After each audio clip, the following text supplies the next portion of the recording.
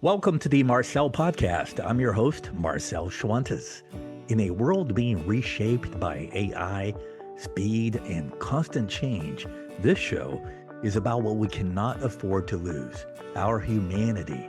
Each week, we explore how to flourish as leaders and as human beings with conversations on purpose, emotional intelligence, well-being, high performance, relationships, and the habits and mindsets to help us lead with wisdom and live with radical intention. So if you want to grow, lead better, and make a positive impact, you're in the right place. Let's flourish together. Hey, welcome back to the Marcel Podcast. Hope you have had a terrific summer. I know I'm over it. Bring on the fall, please. I'm in Chattanooga, Tennessee, in the South, and hey, it's been blistering hot out here, okay? And really humid. I mean, the conditions are like the worst case scenario. So I am ready for fall. All right, so here's what's on my mind today. If any of my thoughts, by the way, resonate with you, hit me up on LinkedIn or X or Substack and leave me a comment. Let me know if you agree or not, okay? I love when people engage the discussion beyond just listening to the episode. So you'll find all my social media handles in the show notes to this episode. Okay, so here's the deal. I've heard this a million times. People are our greatest asset, air quotes. But then I get brought in to diagnose their systems, their organizational health, and assess their leadership effectiveness. And the data tells me a different story. And as you can see, this gets me kind of riled up. The problem that I see today is that we've built workplaces optimized for output and results, but not for human flourishing. And this is especially true now with AI. And leaders wonder why engagement is at historically low numbers, why burnout is rising, and why trust is eroding. So here's the uncomfortable truth for some of you listening, maybe. Okay, you can't squeeze performance out of people, give them a bigger workload, and drop an AI strategy on them while ignoring their humanity. So I want to ask you a question.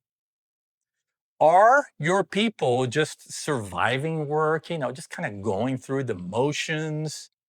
Or are they actually growing as people because of it? See, the false belief is that many leaders have, even to this day, and they're operating under this assumption that, hey, if we focus too much on people, we're going to lose our edge. We're not going to be as productive. I honestly think that belief is rooted in fear. And fear is always the absence of good leadership that puts people first. So let's talk about human-centered leaders, okay? They don't have that fear. They know that putting people first will lead to great business outcomes. So they invest in their people. And I'm telling you, the companies that will win in the next decade and beyond, I don't care about whatever the technology is, are the ones that build cultures where people feel valued and challenged to become better human beings, not just better employees. So when you build a workplace where people flourish as human beings, performance becomes a byproduct. Okay, so let me show you what that actually looks like in practice. All right, let's get practical. And if we're serious about shifting to human-centered workplaces, we have to move into designing the work differently. We need to design for things like respect and dignity and empowerment, not just performance and delivery. Okay, in too many companies, people, they feel like tools, they feel replaceable, the environment is transactional. A human-centered workplace is that conviction that every person here matters. That shows up in how leaders listen, how they make decisions, how they talk about people when they're not in the room. So here are 3 practical steps that I want you to take, okay? We're going to get even deeper into the practice, okay? In your next leadership meeting, I want you to ask these 3 questions. Write it down if you have to. Here they are. How will this decision, whatever decision you're about to make, impact people's well-being? Who might be or feel unheard or overlooked? And are we looking to solve a business or technology problem in a way that creates a human one? Because, hey, if you cannot answer those questions clearly, it may be time to have an honest conversation with yourself, okay? All right, so that's practical step number one. The second practical step for designing work differently is this: replace control with trust and clear expectations. This is where so many leaders struggle. They either micromanage or they relinquish, and neither works. Trust has to be paired with accountability. That's the sweet spot right there. But you have to show up and be intentional and be authentic and speak with conviction and let people know what's going on, the good, the bad, the ugly. Okay, so that's practical step number two. Here's the third one. To define, for you to define what great work or what a good job actually looks like for your people. Because you may not be aligned. I mean, are they clear on your definition of what great work and doing a good job actually means? Do their expectations align with yours? So you may have to have more honest conversations that clarify what that is while affirming the people at the same time. So at the heart of all of this is something I've come to believe deeply in my soul, okay? And here it is. It's finding and developing leaders to build organizations where people, they don't just hit numbers. They grow, they heal, they become better versions of themselves. Okay, and that is the legacy that I'm committed to building.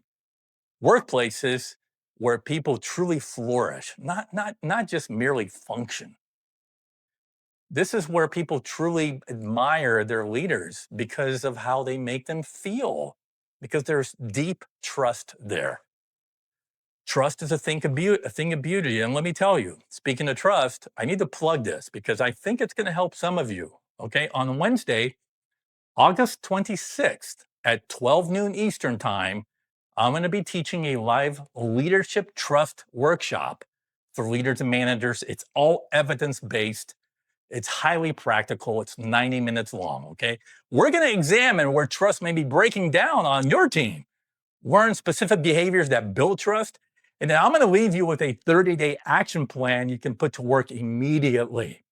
If you lead people and you want them to bring you the truth and take ownership of their work and collaborate more freely and trust your leadership when things get hard, I want you in that room on August 26th. It's going to be on Zoom, okay, virtual. So registration is now open. Go to the show notes and you will find the link and reserve your place for the Leadership Trust Workshop, August 26th at noon Eastern. By the way, seats are limited because we want to keep the group small. So register early and I hope that you will see me. It's going to be great. Thanks for listening. We'll see you next time. Thanks for listening to the Marcel Podcast. If this conversation helped you think differently, please consider subscribing on Apple Podcasts and YouTube so you never miss an episode. And if you know someone who would benefit from this episode, share it with them. Sometimes one conversation is all it takes to shift how we lead, how we live, and how we show up for the people that matter most. Until next time, keep growing, keep leading with humanity, and keep flourishing.